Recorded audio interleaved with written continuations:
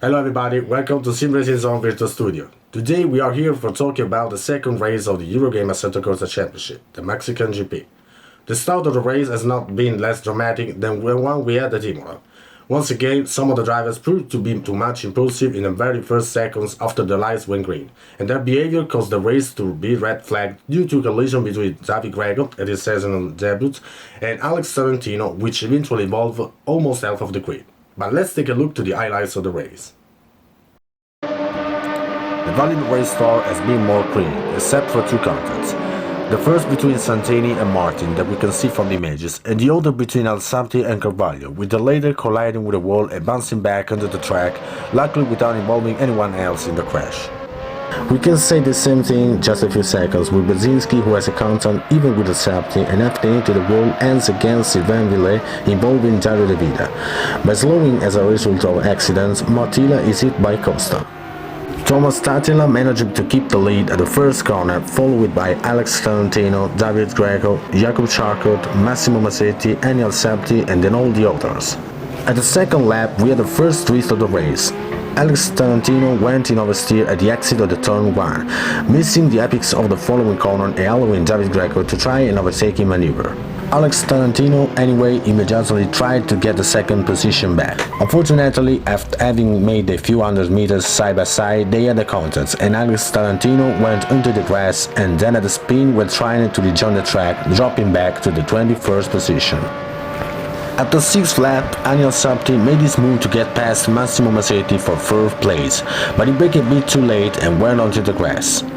He managed to keep his car straight and to avoid any further position loss, showing a great deal of consistency and concentration. At the 8th lap, Jacob Charcot overtook David Greco for the 2nd position, took the main straight with the help of a higher turbo pressure setting and a good slipstream maneuver. The fact that David Greco missed the first race didn't help him to optimize the turbo pressure management, and in the first stint of the race he appeared to be a bit too cautious. As a result, at the 70th lap he lost even the 3rd place, being completely outpaced by Massimo Massetti on the main straight. Then at the following lap it was Alsapti's turn to overtake Greco, and yet again the overtaking maneuver took place at the main straight. Eniel Septi from there was a man on a mission. His raw race pace was the fastest, and after a difficult start he hasn't given up trying to win the race yet.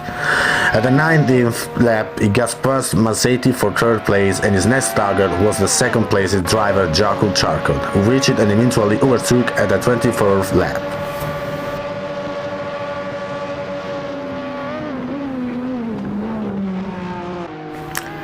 Differently from what we've seen in the first race, here in Mexico drivers had to seriously take care of the tire consumption as well due to the extreme heat, making the race open to more diversified strategies. Most of the drivers opted for splitting the race in 2 stints of equal length with medium tires, with the only exception being represented by Kevin Siggy, who decided to extend his first stint until the 44th lap, thus allowing him to fit the soft tires for his last stint, while all the other front drivers made their pit stop between the 33rd and the 35th lap.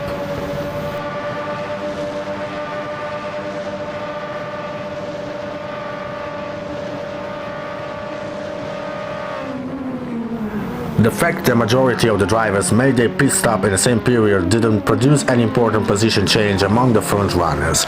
This meant whoever wanted to gain some position and to do it on the track. Kevin Siggy, the only driver on the different strategy, managed to recover a couple of positions in the last part of the race, using the soft tires to get past some of his opponents with the medium compound, such as David Greco and Massimo Massetti, who couldn't really do much to contain the comeback of Austrian or Magenta Varios racing team, who got a very good 4th place at the very end of the race.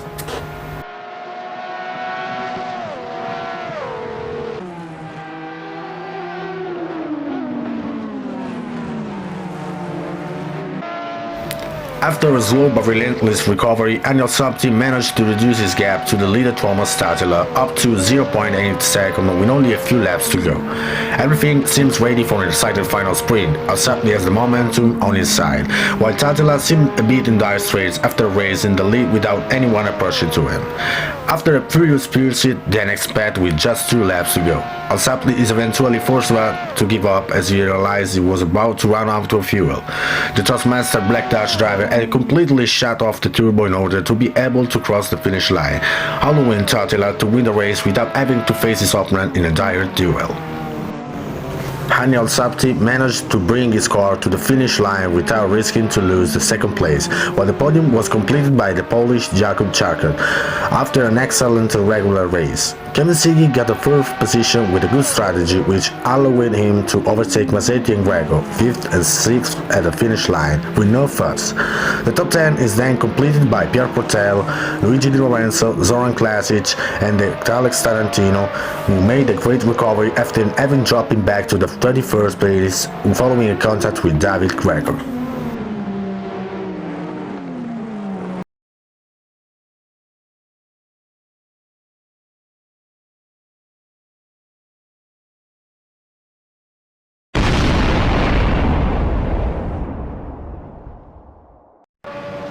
The nVidia moment today goes to Kevin Siggy, who made a great overtaking on Juliet, although the Belgian has defended delayed braking. Beautiful overtaking.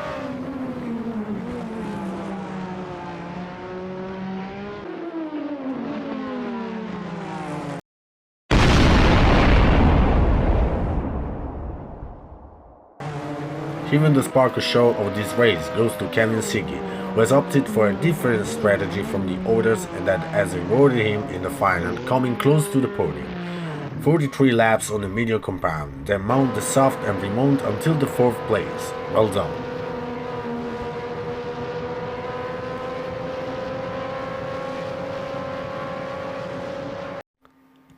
Fantastic race for Thomas Tatela, going to win the Mexican Grand Prix.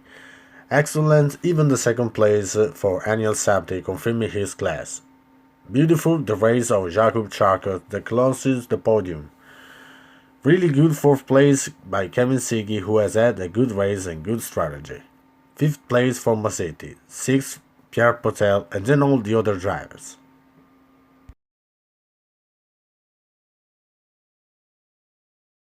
As you can see, there was no lack of emotions in this race, just as expected.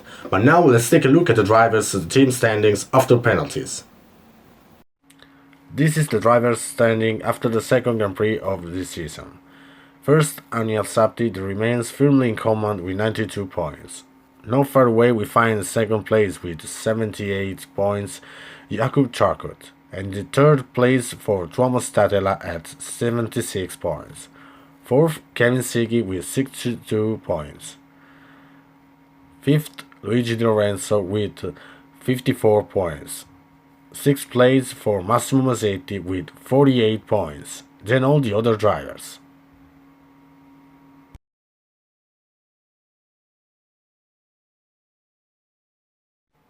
This is the Constructor Championship. In 1st place is the Feeder Ragnar Simulator with 120 points, with excellent results continue to have gained the summit, followed by Trustmaster Black in 2nd place with 101 points, 3rd place for the Supernova Racing team with 92 points, 4th place for the Magenta Warriors team, 5th place for the Trustmaster White team, 6th place for the Fast and Age team, and then all the others.